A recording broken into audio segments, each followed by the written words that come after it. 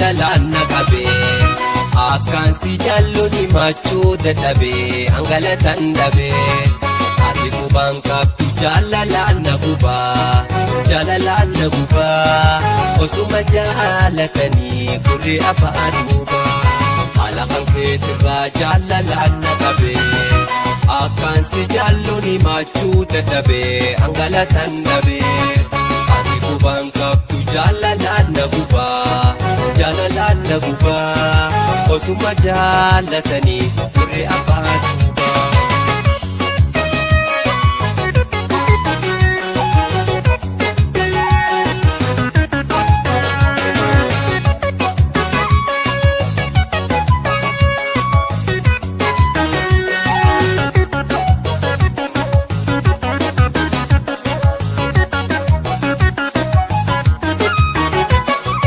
Akanin boboonne dadhabe koogaraa hamtunaa deebisti jechuun na oguraa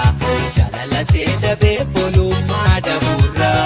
keessa deddeebi'ii hanni dhaqaamuraa ittuma obseetiin keessa qaxxaamuraa. Akanin boboonne dadhabe koogaraa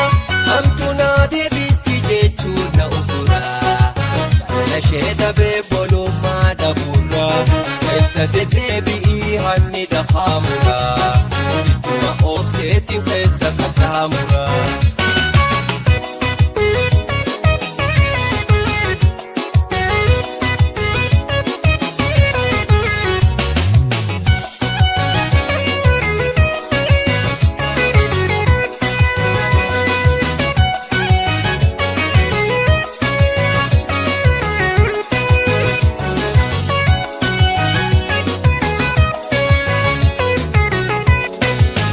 Kan keetirraa jaalalaan na qabee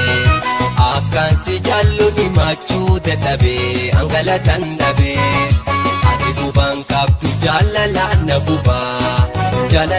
gubaa osuma jaalatanii gurri afaan duubaa haala kan keetirraa jaalalaan na qabee akkaan si jaalluun himachuu dadhabee hangalatan dhabee ati qubaan qabdu jaalalaan na gubaa osuma jaalatanii gurri afaan duubaa.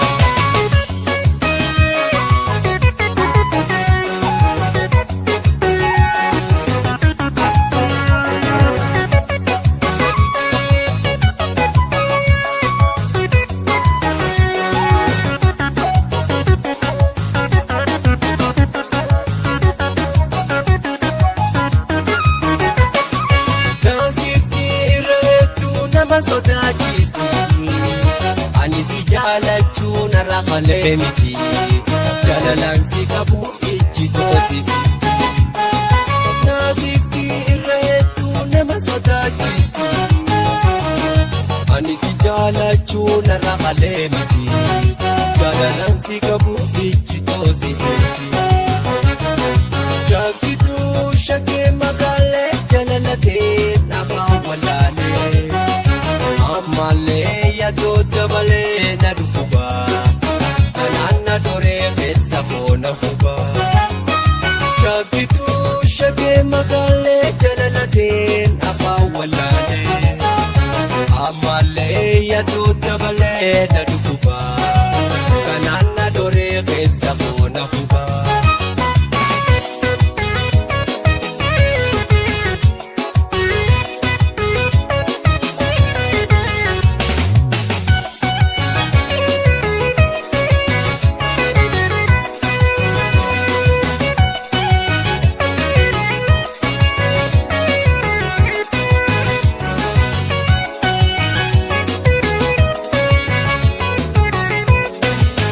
Jabaatina ulfaati ni ragada akkamitti si himada eeggama salphifadha si dhiyaate yaada kan koo si dhoyfadhee humaan taruu deebisaa kee ammaan baruu wasa baruu deebisaa kee ammaan baruu wasa baruu nati jabaatina ulfaati ni ragada akkamitti si himadhaa natti jabaatti na ulfaatti dirra fadhaa akkamitti si himadhaa.